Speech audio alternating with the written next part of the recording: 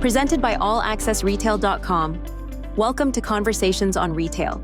Join Mike Graen as he sits down with Matthew Russell, Managing Director of Retail at Auburn University's RFID Lab, to discuss 2024 retail trends and how RFID technology is shaping the future. Let's get started. So, Matthew, we had an opportunity, I think last year in 2023, to talk about RFID at retail. And at the time, it seemed like momentum was building in the industry for RFID. So before we get into all that, we really want to just use this as an opportunity to find out what's new, what's hot, what are the trends, et cetera. But before we do that, there may be a whole bunch of people out there who don't know who you are. Who's that Matthew Russell guy? And anything that you want to share with us about you before we don't launch into this. So tell us a little bit about yourself. Sure. Matthew Russell. I am the Director of Retail at the Auburn University RFID Lab. I've been there for about 7 years now. Started out as a student and then kind of worked through most of college and then stuck around after college. And now in my current role, I help support, manage our retail projects, make sure that we have the students to support those, work with the different student teams, and then our full-time staff as well. The lab has been around since 2005. Around then, started at University of Arkansas, and then we came down to Auburn in 2014. We work with all sorts of different industries, so primarily focusing on retail, but also working in the food space, aviation industry, manufacturing, all sorts of different industries that use RFID there. So it's an exciting place to be. I think, like you said, there's a lot of stuff going on right now with RFID and a lot of different retailers looking at it. So it's definitely a hot spot to be in. Awesome. So you've been there for 7 years, but a lot of that was as a student. I'm assuming that was part-time. When did you actually become full-time after college, after you graduated? When did you start full-time at the lab? I guess it would have been 3.5 years ago now. Has it been 3.5 years already? Oh my God. I'm flying by. Yeah, or I guess a little over 3 years ago. So then I left for about a year and a half, and then came back about a year ago, and have been there since then in my current role. Wow. So it started at the University of Arkansas in 2005, and I've been part of the lab from the very, very beginning. But you've always really been focused on retail. And it seems over the course of the last several years, you started spinning up new verticals. So I believe you have a vertical with, aviation, and you've got quick serve restaurants, and you've got the whole package distribution with, people like UPS and FedEx, et cetera. Your specific role, are you working on those, or are you primarily focusing on just the retail aspect of it? I am primarily retail. So I asked a lot of questions about those, and I'm like, honestly, I don't have the full view of what's going on. But definitely a lot of interest in food. We know that aviation is using RFID for all sorts of things, but my primary focus is retail. And honestly, that's where we see a lot of movement with RFID in general. So there's plenty of work there for me to focus on. Okay. So walk me through, and we don't want you to share anything that's confidential, but you've got a number of very, very strategic and important retailers that are part of the Auburn RFID lab. I'm assuming that a lot of them use your services. And I'm going to ask you in a second what some of those services are, because I think it'd be helpful just to kind of lay that out. But who are some of the retailers that you're working with? Yeah, so one of the largest ones is Walmart. The lab sort of started alongside Walmart on their RFID journey almost 20 years ago now. And we've worked with them pretty much ever since then. But some of the other ones that we work with are Kroger, Dick's Sporting Goods, Nike, PVH, Kohl's. So there's a whole list of retailers, Walmart Canada and Walmart Mexico. Honestly, it's hard to go to a retailer these days that doesn't use RFID. So we're pretty much in contact with most of the major retailers. and then work directly on projects with plenty of those too. So and again, nothing confidential, but what do they use your services for? So if I was a brand new retailer, I'm starting my own shoe store business, and I've decided that RFID is going to be a really key enabler for me, and I call you up and go, how can you help me be successful and implement RFID for my particular retail store? What are some of the kinds of things that you guys do to provide guidance to some of these retailers? Yes, there's two major factors that need to be considered when implementing RFID. The first is, what readers and tags are you going to use? So what's that hardware solution going to be? And then how are you actually going to get your suppliers to tag that product so that you can scan it and make use of that data? So we help support from both of those ends. And that's sort of where we start with most of the retailers that we engage with. So we'll help guide them and sort of tell them which RFID tags they should be using for their product categories, both from a performance and a quality standpoint. So that's what the ARC program at the lab was really stood up to do, was to ensure that of the tens of billions of RFID tags that we have flowing through the supply chain, they're going to meet the performance requirements and meet those quality requirements.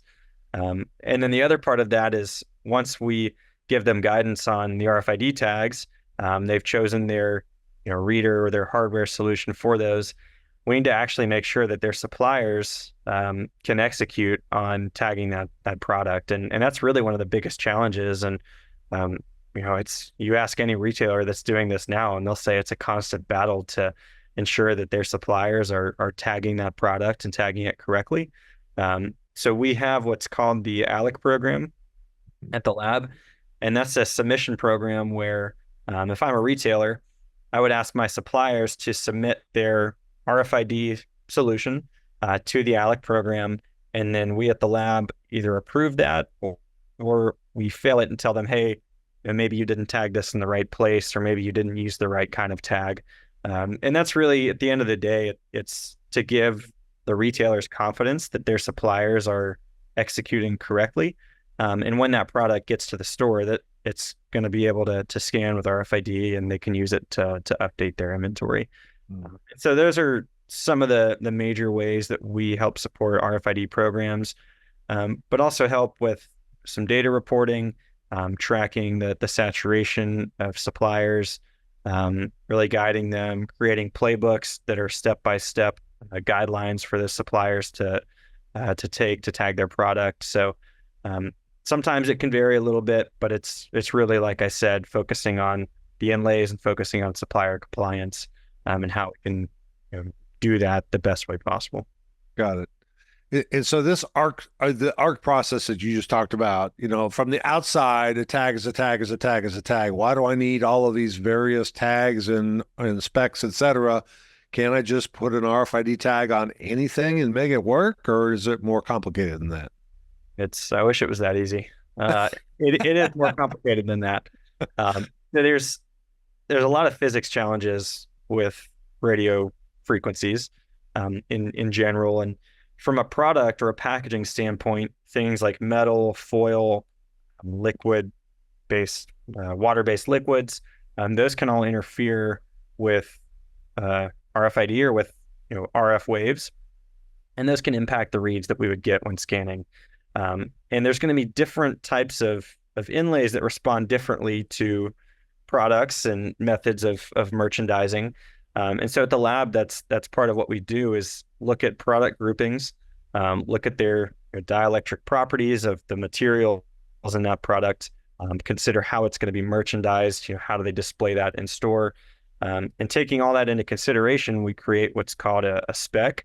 And that's that list of inlays that, for that specific type of product or packaging in that given scenario, those are the inlays that will work and meet those performance requirements. And there's some products that they may have metal or they may have completely foil packaging, and we say there may not be a feasible way to tag this in an effective manner or in a way that is going to be acceptable by the retailer. So there's always challenges there, and there's creative solutions that we have to use to work around that. Yeah, for the audience, I'll give you just a classic example. An RFID tag that you would put on a pair of socks is going to be a lot different than an RFID tag you're going to put on an automotive tire. Because in Right. the tires, you got metal, you got rubber, all kind of stuff. They're going to be bigger. They're going to be better performing. You probably don't need all of that for a pair of socks because that's going to be probably your easiest read. So I wish it was that easy too. Now, actually, the ARC program and Synthel have done a really good job of trying to collapse some of these ARC specs so we don't have so many out there.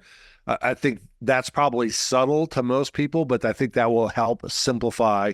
So instead of 20 different ARC specs, there's a handful that people kind of go to. Is that part of the strategy you guys have? Yeah, and that's what we're working towards now, is looking at how we can consolidate to fewer specs, because it doesn't really help anybody if we have 5 or 10, 15, 20 different specs floating out there. It makes it easier when we say, hey, if you're apparel, you can use this one spec for any type of product. Yep. And that's going to make it easier for the industry to, produce inlays to meet those requirements and really focus their efforts. But also from the supplier's perspective, if they're looking at one list for their products, that's much easier than having to manage multiple different inlays.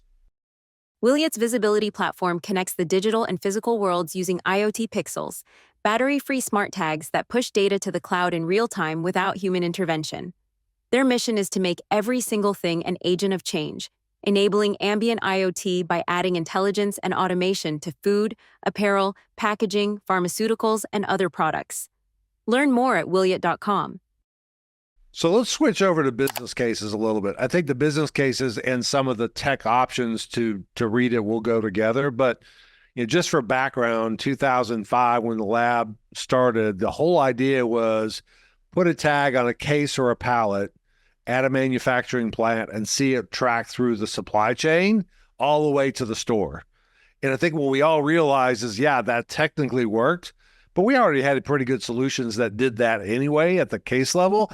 It's when they got opened up at the store and the items became, out in the open that we lost stuff, right? So there's this whole big other push in kind of 2008 to 2010 to go back to the basics at the item level, in the store level, and use RFID to correct on hands, right? That's the basic driving factor. The question becomes, it's now 2024. And obviously, people are probably moving beyond that basics kind of functionality. What are some of the big driving factors you're hearing from retailers? And again, don't be specific. I don't want to call anybody out of proprietary stuff they're working on, but what are those other use cases that people are going, if we've already got this stuff tagged and we're using it to inventory accuracy, here's the other things that we could be doing with it. What are you hearing? Yeah, so if we think about a store, like you said, the primary focus has been inventory accuracy. So making sure that what's in that store is corrected. But that inventory accuracy continues to degrade, and then you constantly have to lift it back up. And then, it's this endless cycle of correcting your inventory. So we can think of the store kind of like a black box where there's inputs from farther upstream in the supply chain. And then there's stuff that's going out of that store, whether being sold or, theft or whatever it is. So I think now, retailers in general have looked at what's in the store with inventory accuracy. And now there's the efforts or the interest is really looking at, what's farther upstream and what's downstream as that product leaves the store. And how can they gain better visibility into both of those processes from a supply chain, like an internal standpoint, but also on like a downstream, customer standpoint. Like, are there people bypassing the exits and walking out of the store with products? RFID might give visibility into that. Or same as we look further upstream towards receiving in stores or in distribution centers, is the product that's actually coming into that store accurate? Does it match what either the retailer's distribution center or that supplier is saying that they're sending?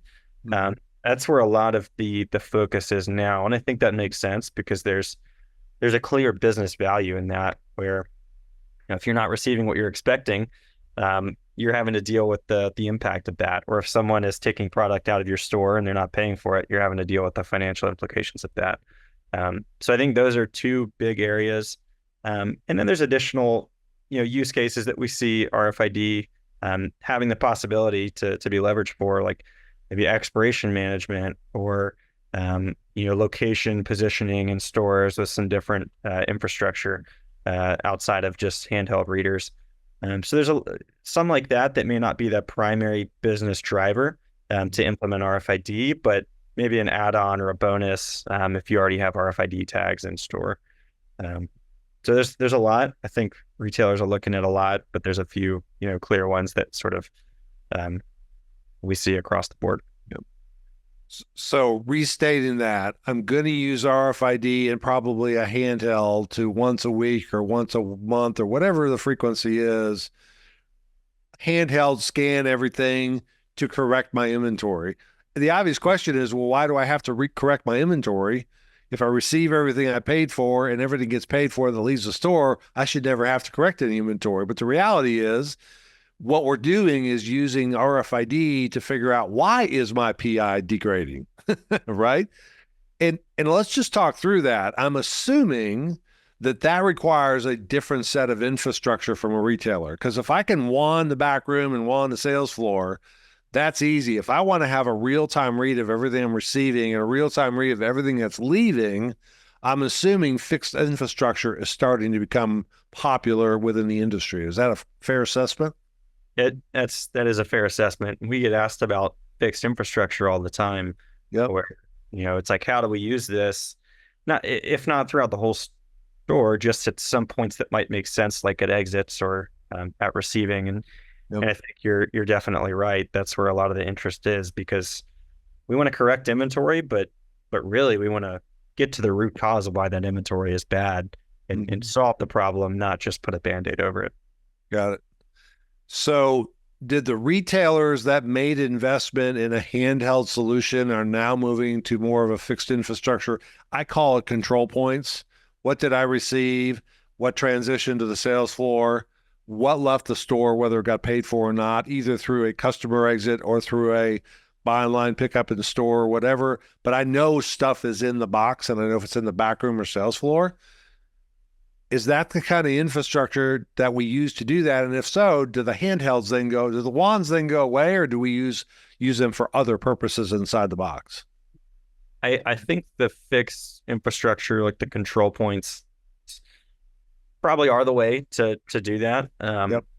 I think it makes sense, because you may not want to make the investment to cover the entire store with fixed readers and read everything all at once, but it might make sense to have visibility into those control points or access points, whether in the back room or front of the store, and then see, what sort of information you can gain from that and how you can leverage it. But I think there's always going to be a place for the wands or the handheld devices, because cycle counts may still be valuable if you don't have coverage of the entire store. It's a much the barrier to entry is much lower to get one or two handhelds for a store, as opposed to outfitting it with entirely with fixed infrastructure.